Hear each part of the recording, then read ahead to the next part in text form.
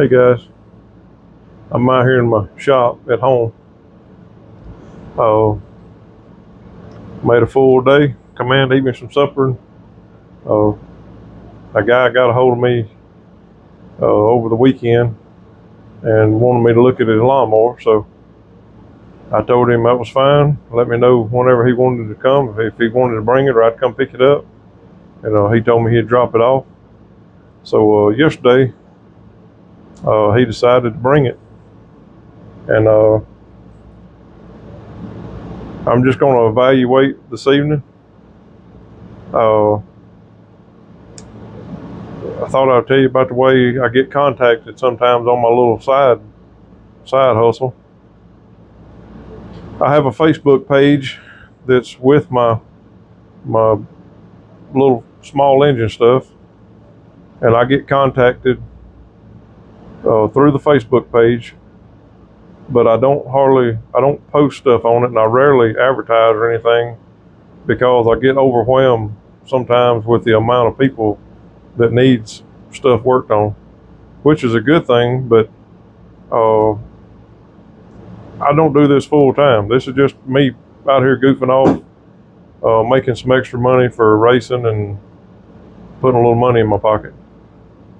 So with that being said, I can't hardly let this turn into a full-time job every day when I come in from working 8 or 10 hours and then start on this, and people will be relying on me to get stuff done. So I work on stuff as I get contacted by people. I'll rarely, if I don't have nothing going on in the shop, I may make a post, just some general knowledge, something about I got room in the shop if anybody needs anything going on or needs anything worked on, because I feel like I could probably stay busy out here all the time. But that's not how this is set up for me, because I can't do this all the time with having a full-time job.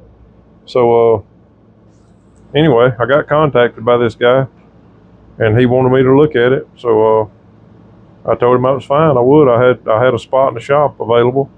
Didn't have nothing going on. So he brought me a little John Deere zero-turn mower. It's in pretty rough shape. It don't have many hours on it, but it's had a hard life. Mowing deck is eat up on it.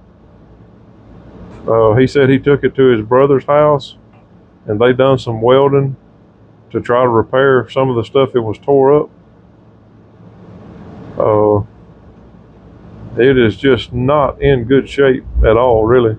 The motor runs okay on it. Motor runs pretty good, but I think every pulley on it is dry of grease and needing to be replaced.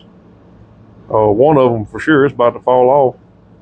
The drive belts are dry rotted and eat up.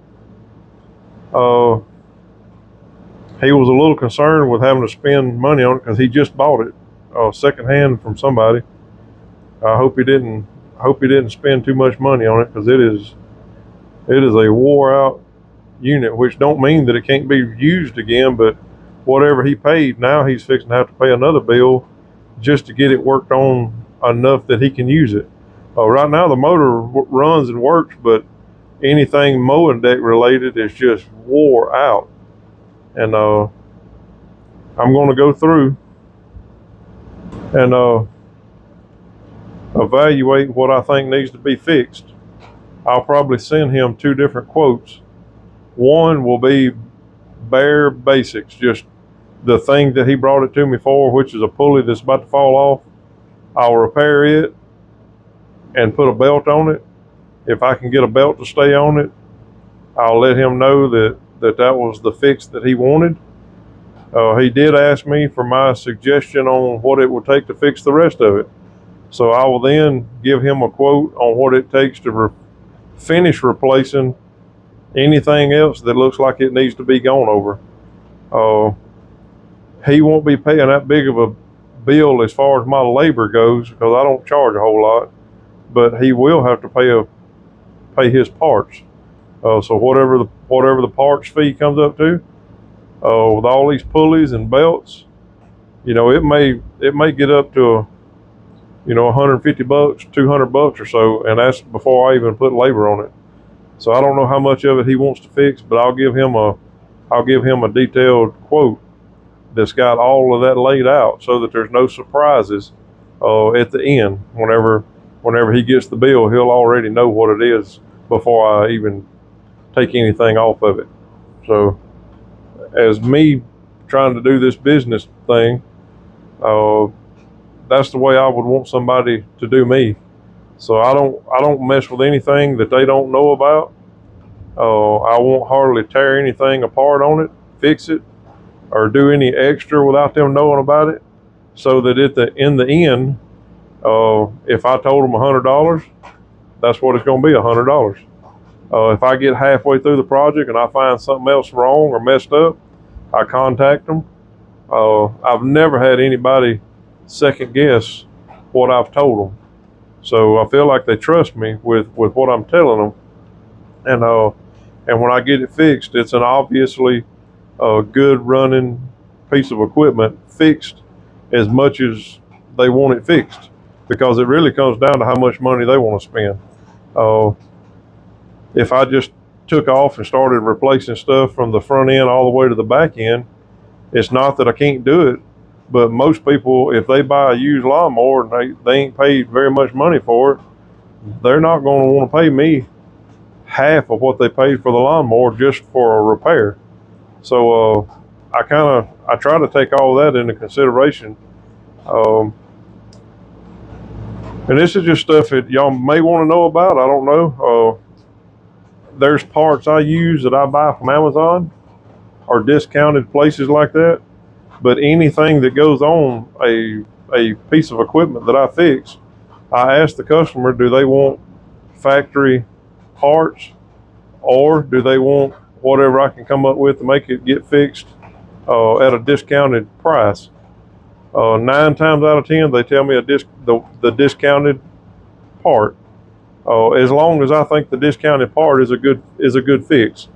There are some things that I buy or have bought in the past that I don't like the way they look. I don't think the part is good. I think it's a cheap part.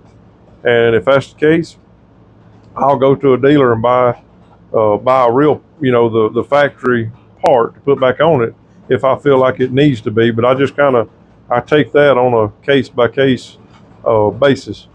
So yeah, I'm just going to be doing some evaluating out here this evening. I'll write me down a little list of what I think it's going to take to fix it. I'll get online and look and write me down some prices for the parts that it's going to take for the bare minimum repair, and then an all-out repair. I'll probably give him two separate numbers, or ask him how he wants it quoted, and I'll kind of give him an option. And that way, nothing really comes back on me. I'm telling the customer up front the couple of different options he's got, and if they choose to go the cheap route, then if he calls me back in 3 months and says, hey, that other belt broke or that other pulley tore up, he'll know up front that I already told him that it probably was going to break. But it just was not, it wasn't that far gone yet, but it was pretty worn out and probably needs to be changed, but they opted to not repair it at that point in time. So I try to leave a lot of that up to the customer so that they don't look at me and think that I've made a bad decision, or I fixed something I wasn't supposed to, or either I didn't fix something I was supposed to. So I leave some of that up to them, and they normally ask me, what do I suggest? And I'll tell them, and then that's what we go with. So that's just kind of how I do the business part of this little small engine deal I got going on here. And I've been fooling with small engine and stuff for a pretty good while, but not like I am now, to where people bring me stuff to work on. It's just been old stuff I worked on to fix that I use myself, or family members needed, something fixed, and I'd look at it or whatever. But I'm doing it now and trying to make $1 at it. That's a little bit different than what I have done in the past, but I've learned to try to be more careful with a feller's money that I'm dealing with, and I need to give him a good result for the money that he spends. So we talk a lot of stuff through. I get I have a good relationship with them while I've got their piece of equipment here at the shop, and I'm not the fastest because I can't come out here and work on it in the morning time and work all day long on it and then give it back to them the next evening. So they know that up front. I tell them all of that before we even get started, that I'm just a part-time deal here at the house fooling with this. And most of them, the money is good enough for them. My services for them are cheap enough that they've already either called a certified repair shop and they got a quote on whatever it took, and it scared them to death because of the amount of money the labor rates are charged at them shops like that. But after it's all said and done, I've never had anybody come back to me and say they hated that they come to me, or they wasn't satisfied whenever I dropped it off, or whatever. I hadn't had any kind of negative feedback at all.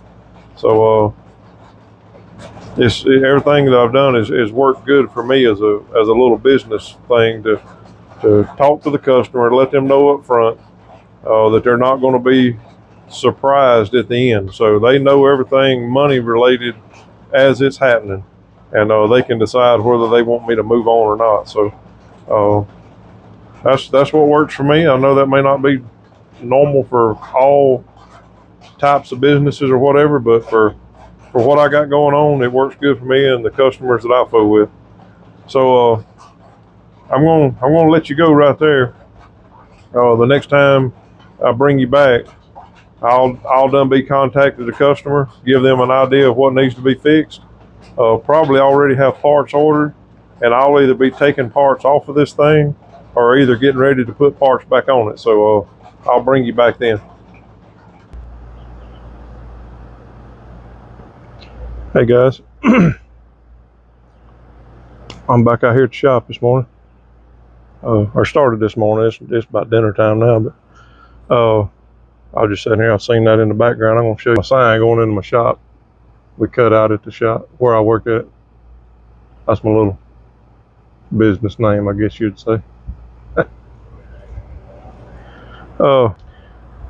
It's been a couple of weeks on this John Deere zero turn that we talked about. The mowing deck had some severe issues, and I called the guy that it belongs to, and he's got a brother that does welding work and whatnot. So I offered him a chance to come pick it up and see if he wanted to fix whatever was broke and tore up on it, to keep me from having to charge him to do the welding on it. It was already a fairly large bill for a little home fix, mainly because of parts, not because of labor. I didn't charge him much on labor, but I replaced nearly every pulley on it, every idler pulley, drive belts. Just the pulleys themselves were high. I put a new mandrel on it. One side the nut was galled up and couldn't get it off to change the blades on it. So I didn't set the camera up and just go over every little move I made, but I'm gonna go ahead and tell you or show you what I done just by pointing it out and telling you about it. And if you got anything like this at home, similar to this is a John Deere Z225. Little zero turn, 42-inch, fairly small unit. Got a little 18.5 horsepower motor on it.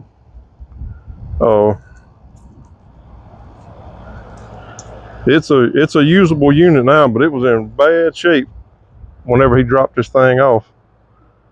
So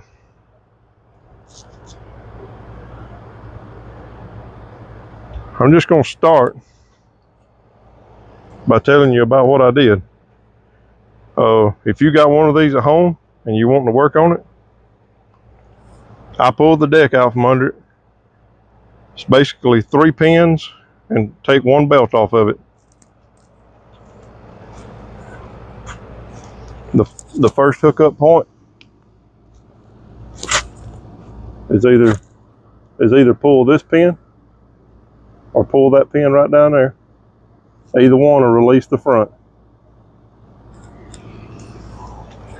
The back of the deck has that pin right there. Pull the wire out of it, slide the pin out. The mowing deck will ease down to the ground. On the other side, there's another one of these. You can see all the new pulleys and stuff under there. This is the factory side. I just filled it full of grease. It probably could have stood a replacement, but it's still fine for now. And we were trying to be as economical as we could because he was already spending more money than he wanted to on this unit. I give the deck to him. He took it to his brother. All these mounts that hold all this stuff together, this little deck, all that stuff was broke. The deck was cracked. Anywhere you see black paint in there is where they done the repair. So this is a new spindle unit, straight from Amazon. Got a grease fitting in it. His blades were okay. I just sharpened his blades, put them back on. I changed the oil in it, put him in the oil filter. The motor runs fine, so we didn't do anything to it. I'll let you see just some of the stuff I run into while I was trying to work on it. He's got a brand new belt for the drive. These are brand new pulleys here. All this is dealing with the drive of the unit, not the mowing deck. New John Deere pulley here, new belt.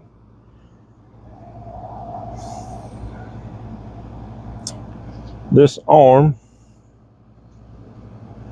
the drive arm here, steering arm, it attaches to this little cylinder right here. It's supposed to make it give you some resistance while you're pulling on the lever, left and right. That one over there is in good shape. The cylinder works fine. This one on this side, it's got some air in it, or the seal's gone or something, and it needs to be replaced. But you can still drive it and use it just like it is. It's just not as handy to use. It's a little more aggravating to steer. So I'm going to talk to him about that when he comes. If he wants me to order him one, I'll order him one, hand it to him, he can put it on, or he can bring his mower back, whichever one he wants, if he wants to replace it at all. But right now, the left stick is real touchy when you try to move it. It don't have any resistance for about an inch or two. So that inch or two really gives it a lot of forward and reverse movement while the other one stays fairly still. So it will work and cut grass. I done cut some in the yard with it. The deck is fine. The blades on the deck are nice and balanced. Hardly any vibration to it at all. So what I done to it is not much. I probably spent, really and truly, if I come out here and started from scratch and just tore it apart, fixed everything and put it back together, and I didn't have to wait on parts or anything, probably, maybe 3 hours, something like that.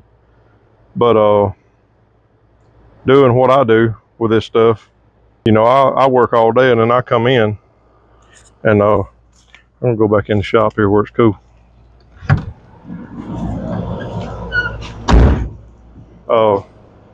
I come out here in my shop and tinker with it a little while. When I get tired or want to go in, that's what I do. Because this is not my livelihood. This just gives me extra money to race with or do anything we need to do with. So wipe the sweat off of me.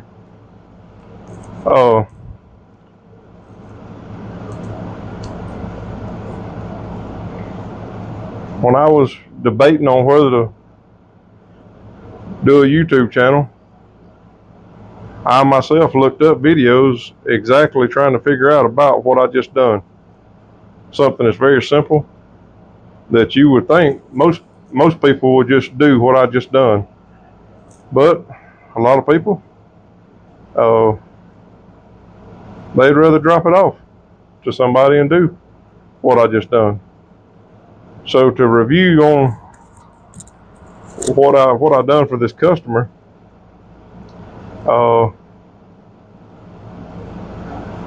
the bill was $325, and I think I charged him $100 to put it all up, take it apart, clean everything, put it back together. That ain't much considering if you went to a certified facility somewhere. Now he paid $220 some odd in parts. So that bill will be, that bill is $325. I said I may not have the math right on it, but it's close to $320 or $325, somewhere around in there. So 100 of that, a little over 100 of that was labor. Rest of it was parts. So that suits me out here in my little shop at the house. Again, I don't do this every day. I could probably open it up and have enough work out here daily to give me all I really wanted, if I wasn't already working. But anybody that drops it off or wants me to work on something, I let them know up front my situation. We talk about it. If they're good with it, then I quote the price and we talk about everything that needs to be done. And so far it's been working good. So if you're watching this trying to figure out pricing for doing it yourself for somebody else, you just have to make the adjustment on your hourly rate or your price per job to make it make sense for you. Because this wouldn't make sense if I was trying to do it for a living, but it makes sense for me to come out here and just tinker around a little bit. It gives me a little extra spending money when I'm fooling with my racing and stuff without having to pull out of my money that we live on. So that's kind of how I go at my little so-called business. It ain't really a business. It's just a Facebook hobby, I guess you'd say. But so yeah, that's about it. I'm glad to be back. There's been several times that I've been out here laying in the floor with it jacked up, trying to decide what I could show you on camera that would be of benefit to you, and things were just not working out all that well with this particular project because I had so many other problems with it that I was talking to him about, him coming to get it, bring it back to me and all that. So this one didn't go as smoothly as I'd like it to as far as being able to film it. So whatever my next project is, whatever I get in here. Oh, and I fixed a couple of weed eaters while this mower was in here in the shop. So this is not all I've fooled with, but it's just all that I had the camera turned on and was talking about. What the beginning part of this video is where I'm just sitting here doing the same thing, except I was telling you what we was fixing to get into. So yeah, that's about it on this one. I still got a couple of videos up that are still making progress. The old Husqvarna weed eater that I fixed the gas lines on, it gets views every day for some reason or other. So I feel like I'm right on the edge of getting stuff out there in a way that makes people want to see it, or they getting it to the right person or whatever. I don't know, but so I just got to keep at it and try to keep y'all something going on that's interesting, or either entertaining or interesting or educational, one or the other. But and I did go.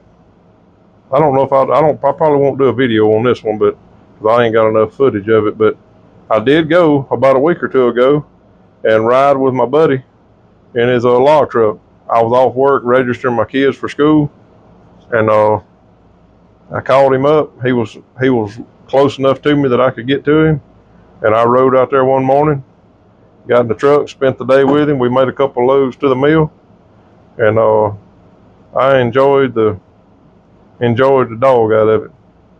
So I hope there's some more of them days in the future. Still considering what my days are going to look like with my license I got, my Class A's. I'm talking it around a little bit, trying to figure out some of that. So hopefully there'll be something pop up here later on. I'm praying about it because I don't want to jump into something that's not good for me and my family, and I don't want to go ahead of God directing my paths. So just kind of praying about it, waiting on something to pop up that looks good, and we'll consider it and see what our next move is and what we need to do. So that's about it for the fix on the John Deere, and little backup information about what's going on with the CDL stuff. So I'll end it right there, y'all. If you're interested in anything that I've done or not sure about what I've done, and you'd like a little more of an explanation on it, just ask me a question in the comments. Watching or listening, give me a like and a subscribe, and I'll try to get more up to date with sending or getting stuff to my channel. I've been a little bit lax here over the last 2 or 3 weeks. Just hadn't worked all that well, but I'll get in the groove and get back to it. So I'll let y'all go for now. See you on the next one.